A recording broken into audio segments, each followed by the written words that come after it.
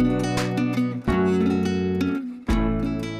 crafter, in this week's Crochet Friday, I'm going to show you how to do an alternative to the turning chain, and this is a way to get practically perfect edges to your crochet projects. Let me show you why this stitch is so helpful. So when you first learn to crochet and you're doing your edges, a lot of times you don't count your turning chain as a stitch. So with this one here, this is how I very first learned. I'm doing 7 double crochet in each row, and then I have this 2 turning chain, and that turning chain doesn't count as a stitch, so it creates these little bumps along the side. And if you want the bumps, that's a great way to get them, but then generally you go, okay, I want to have straight edges. So you might try something like this, where I have 6 double crochet stitches plus a turning chain, and I did 3 for the turning chain here, and I'm letting that turning chain count as a double crochet.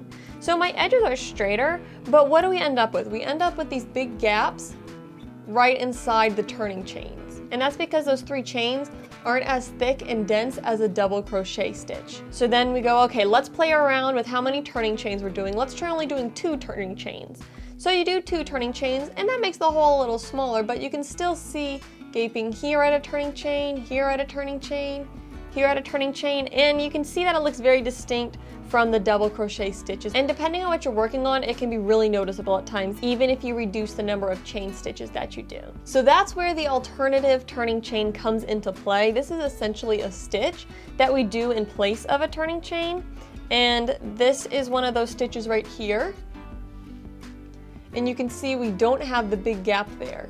There's another one right here, and it fills it in really nice and dense, so you don't end up with those gaps at the beginning of every row. And this one's a little wonky just because of the yarn, but as you practice with this and you have the right hook size for your yarn, my hook was a little small, you'll end up with really nice straight edges with this technique, and you'll also avoid the gaps created by the turning chain. So let's jump into learning the alternative turning chain.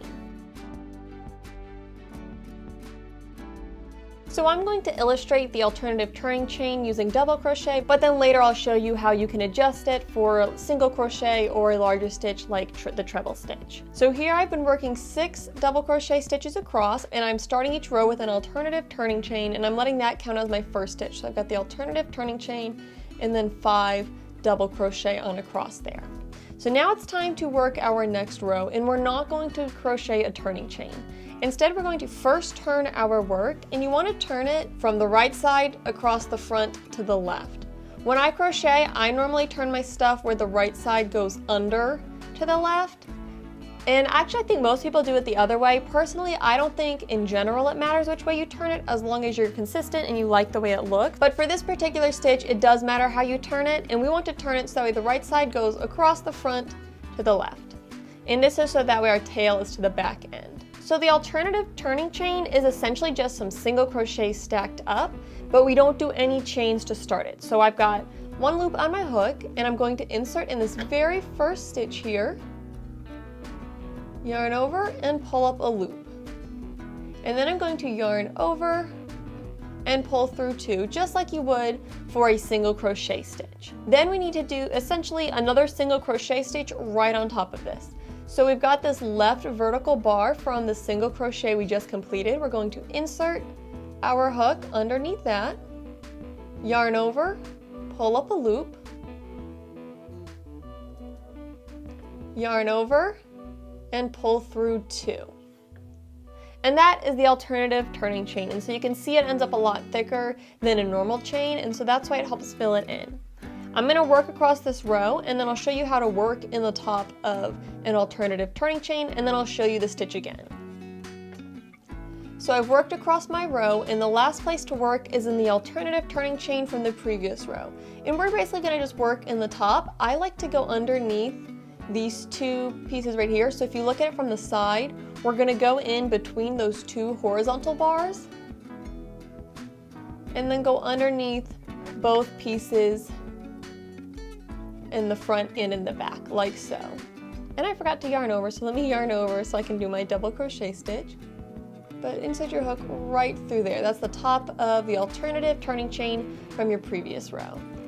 And then we'll just work a double crochet like normal. Alright, so let me show you that alternative turning chain again. We're going to turn our work, insert in the very first spot of our row, yarn over and pull up a loop, yarn over and pull through 2. Then in the left side, that left vertical bar, we're going to insert our hook, yarn over and pull up a loop, yarn over and pull through 2. And that is the alternative turning chain. I'll show you one more time. So here we go, I've just completed my row. We're not going to chain or do anything extra, we're just going to turn our work, insert into the first stitch for the row, yarn over, pull up a loop, yarn over, pull through 2. Then in that stitch we've just created, insert our hook under that left piece of yarn, yarn over and pull up a loop, yarn over, pull through 2. And that is the alternative turning chain for double crochet.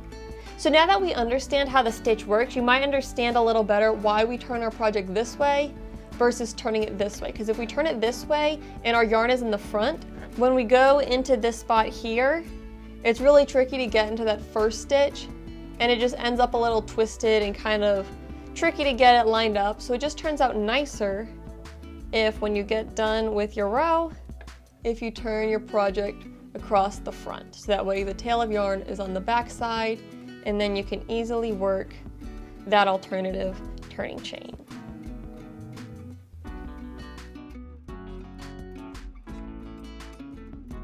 But now let's say you want to do a stitch that is shorter than a double crochet. Well, we're going to use the same process, we're just going to repeat that single crochet stitch less times. So here's how I would do it if I want to work a single crochet row. So again, once I finish my previous row, I don't do any chains, I just turn my work and essentially work a single crochet stitch right into this row here. So insert, yarn over and pull up a loop, yarn over, pull through 2. And I can let that count as my first single crochet of the row. Now personally, I'm not as big of a fan of this alternative method when you're doing single crochet, because with single crochet, I think that doing the one chain still creates a really nice smooth edge. And if we don't do the turning chain, it kind of pulls the sides down. So let me show you again. If we don't do the turning chain, but we just straight up work a single crochet into the stitch, and then work across, it kind of just makes the edges a little shorter, but it is a way to avoid doing the chain. It's totally an option, it just creates kind of a different look than what you might normally get if you do a chain with single crochet stitching. It does make the edges really dense and straight though, so that is totally an option if you're interested in that. So that's if you're doing like a single crochet or a shorter stitch. Then if you're doing a stitch that's taller than double crochet, for example a treble stitch, we're going to do the same exact process, just we're going to do 3 stacked up instead of only 2. So we will turn our work, insert in the first stitch, yarn over, pull up a loop, yarn over, pull through 2, so that's the first time. Then insert in the left bar of the stitch we just completed, yarn over and pull up a loop, yarn over and pull through 2. So that's 2 of these stacked, and then we're going to repeat it one more time. Find the left bar of the stitch you just worked, insert, yarn over and pull up a loop, yarn over and pull through 2. And now you'll have an alternative turning chain that has a height of 3. And then we can be at the right height to work some treble stitches across. So I'll work a couple rows of this with the treble so you can see how it looks. So here's how 2 rows of the treble stitch look, where we do an alternative turning chain instead of a traditional turning chain. As you can see, the edges are really straight, and we also avoid gaping at the beginnings of our row. So that's really nice. And if we look at our project overall here, again, our edges are pretty straight, and for the most part, we avoid gaping where we normally would have gaping from turning chains. I'll show you a project that I'm working on where I'm using this technique. This is a baby blanket that I'm designing, and hopefully if it works out, I will get the pattern for this posted up on Etsy.